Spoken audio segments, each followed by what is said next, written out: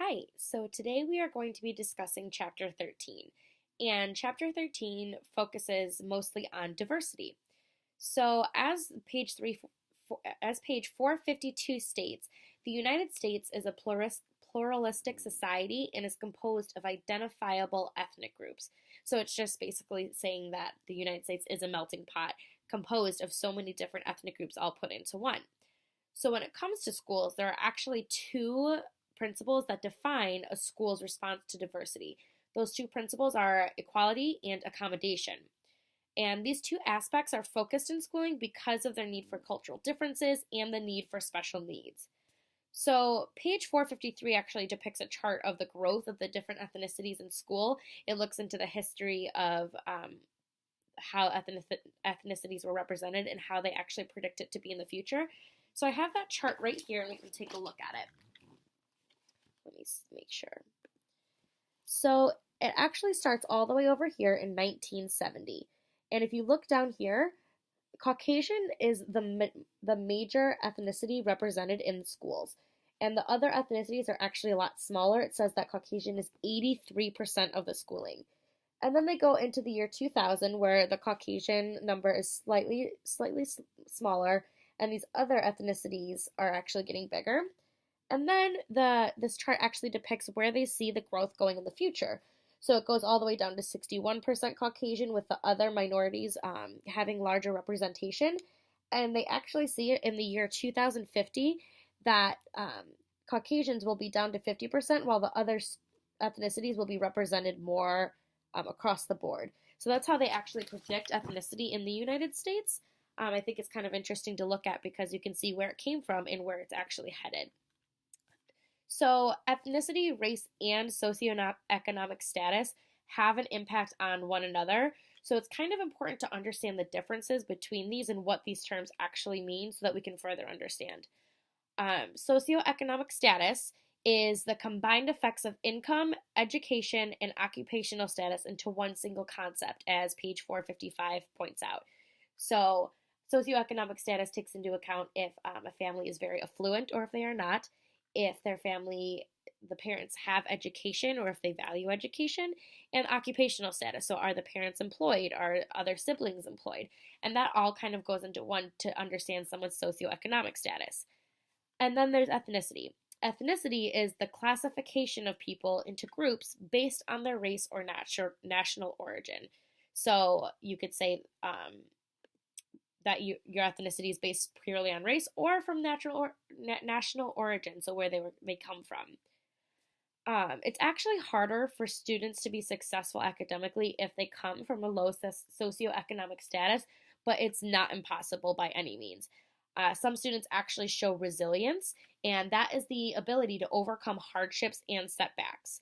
So some factors that go into resilience are supporting relationships. So if the parents are supportive and want to see their kids succeed, high expectations, showing that basically giving confidence that these students can achieve so much more. And by setting these high expectations, the students are more likely to hit them.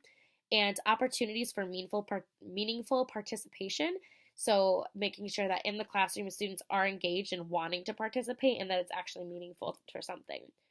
So this is actually very important to note because if a student comes from a low socioeconomic background, that does not mean that he or she will not be successful. It's just other factors that come into how to be successful in the school.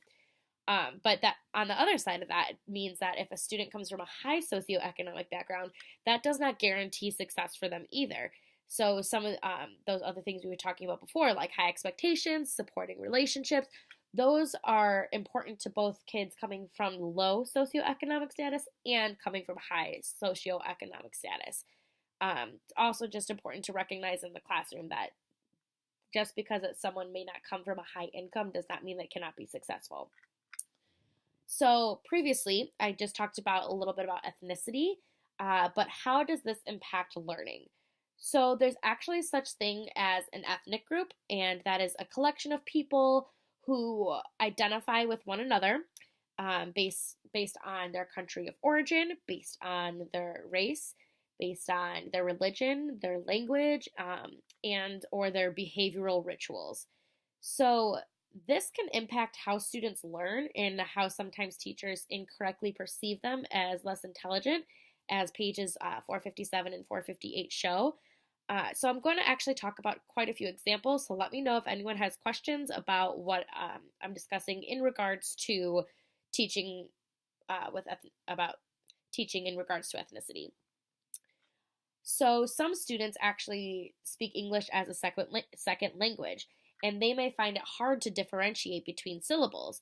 That does not mean they are not intelligent. If they're just having a hard time putting their intelligence into language or understanding a different language. So teachers just do need to understand that that does not mean that their student is not intelligent. Another example is that some students' ethnic groups believe that avoiding eye contact is actually a sign of respect. So when a student is not making direct eye contact with the teacher, that does not mean that they're not paying attention. It does not mean that they are not as intelligent. It's actually just showing that their culture values eye contact a little bit differently than their educators' view on eye contact might be. So, but that does not mean that either is right or either is wrong. They are both just different views on how to handle eye contact in the classroom. So another example of ethnicity played into education is time. Some students actually don't cope well with a time-oriented schedule. And again, this doesn't make them less intelligent. It doesn't make either view right or wrong. It's just something to be aware of, and it points out the differences in culture. So one last example that we can talk about is about competition. So this actually shows a very big difference in cultural differences because some cultures thrive off competition while others promote individualism.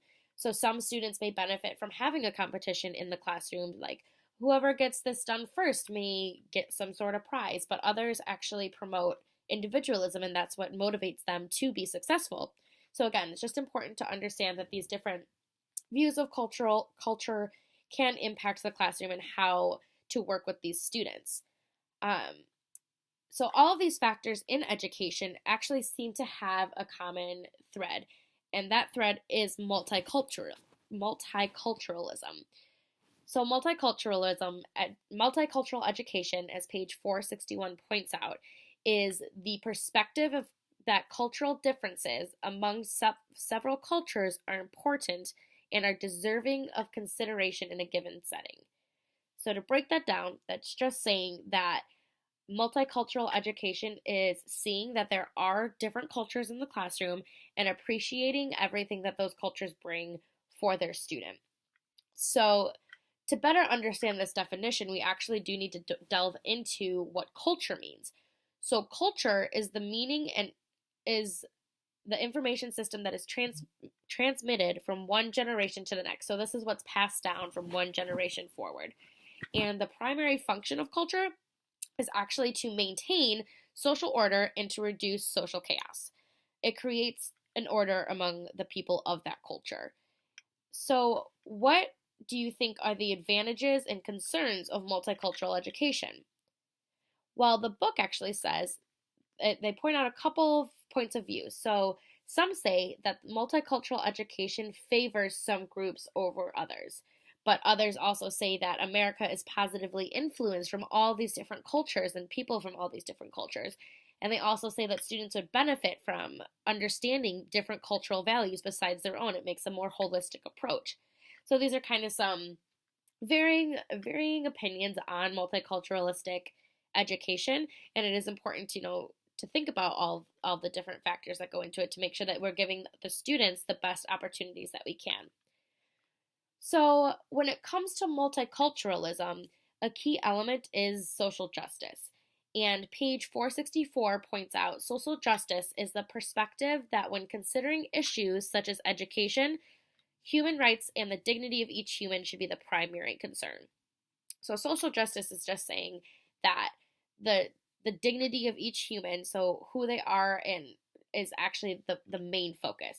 This is what should really be number one priority. It shouldn't be, getting an A in a class, but that their dignity as a human is being appreciated and valued. That is what social justice is. So, taking all of this into account, all of these different pieces, how can educators be how can educators be teachers of diverse children? So, what do you think? How can teachers be educators of diverse children? Well, the book actually points out two separate things. One, that educators must be aware of their attitudes towards others. So they have to be able to recognize that if they're holding judgments, if they're favoring all of these different attitudes, and just kind of keeping those in check, realizing what's happening and being able to not stop it, but to be able to recognize that that is happening. They also need to be aware and reflect on their instructional approach and if it's appropriate for all cultural group members. So they need to make sure that when they are giving a lesson and they are teaching their class, that they're not insulting anybody by not appreciating their culture. So those are two big parts to being an educator of diverse children.